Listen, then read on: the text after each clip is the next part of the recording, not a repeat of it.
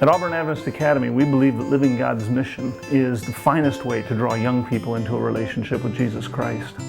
I want to introduce you to an alumnus of ours, graduated last year. Her name is Maureen, and she really demonstrates a God-orchestrated event that brought her into that relationship while she was doing mission. I used to live in California, Loma Linda, and as a little girl, I was always really tentative and shy and timid. I had a weak personality, and I hung out with a group of friends that I wasn't really friends with. I pushed over to whatever they wanted, and I was kind of like their little errand girl. And my self-esteem broke, and I couldn't talk to my parents because they thought it was a phase, and I didn't know who to turn to. So I basically ran away from home, and I stayed like rebellious for the rest of my 12 years over there. And it was kind of hard because I didn't know about friends. I didn't think there was a God who cared about me. And yeah, life was really difficult then. And my dad decided, well, you need a change of scenery. So we decided to move to Washington. And there, I didn't know how to make friends over here because I was just, in my own little world. I was kind of trapped and I didn't know what to do. But fortunately, God was working. I met a girl named Natasha Nantasai, and she became my very first friend in Washington, in Auburn Adventist Academy. And she introduced me a few years later on to a mission trip in Costa Rica. She said, Maureen, where are you in your walk with God? And I said, well, I think, my walk with God is doing okay. It's gotten better. And, since I've made friends now, and then I know how to talk to people and everything, and I learned how to step out of my comfort zone a little bit, I think we're doing okay. And then she said, well, there's one more thing. Here's a mission trip to Costa Rica. It's a preaching one, so, you don't have to preach, you can be an assistant. And then I said, well, I don't know, let me think about that. Because in truth, I didn't want to go at all. I wanted to stay here in Washington, to be comfy in my own little world and do things and catch up on my schoolwork.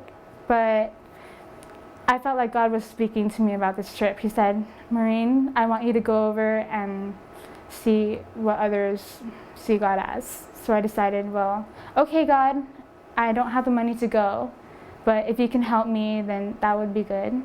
So what I did was I asked for support of church members and family and friends, and generously they gave, and God was good through that. And then that was one step, and I decided, well, hey, if you want me to go, I'll have faith and I'll go.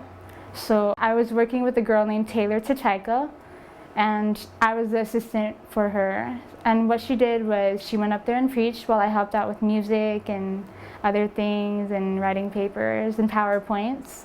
And she preached over a few nights, and people came and listened. And one night I was asked to preach, and I said, well, I can't because I'm really timid and I'm shy and I stutter a lot.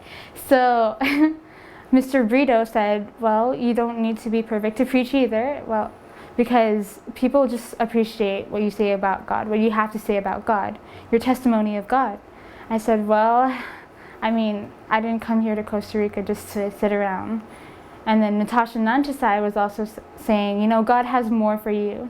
He wants you to take the advantage. He wants you to learn new things. So I think you should try it. So I decided to try it. And during that night of preaching, I preached and told them about my past. And after that, there was a woman named Mrs. Lindsay who was also going through struggles as well. She said, I ran away from home, and I have 2 children that I brought with me because I can't stay with my husband anymore. I wanted to be into church. I wanted to be into God, and I want to change my life. I want to have faith in God. And I trust God after what you said in your sermon. I was touched by it. And I was touched by what she said. So I said, God, you can use me in such ways. And you use this woman to change the lives of her children and everything. So I was so impressed by what she said, and I was impressed by God. So I said, God, what do you want me to do? I want to follow you, but how? And then his answers came to me through other people, and he spoke to me through my heart. He said, you're imperfect, but you don't need to be perfect to be baptized. You don't need to be perfect to follow me. I use broken people, so I decided to get baptized. I got baptized along with other people of the church, and it was a really joyous event. I'll never forget it. I'll always remember being, happily lifted out of the water, and I have a new life now. Everything has changed, and even though I come back to United States, I do make mistakes and I still follow up on old things, but I know that I can't go back to my old life because of the new things that God has given me. So this is how we're living God's mission.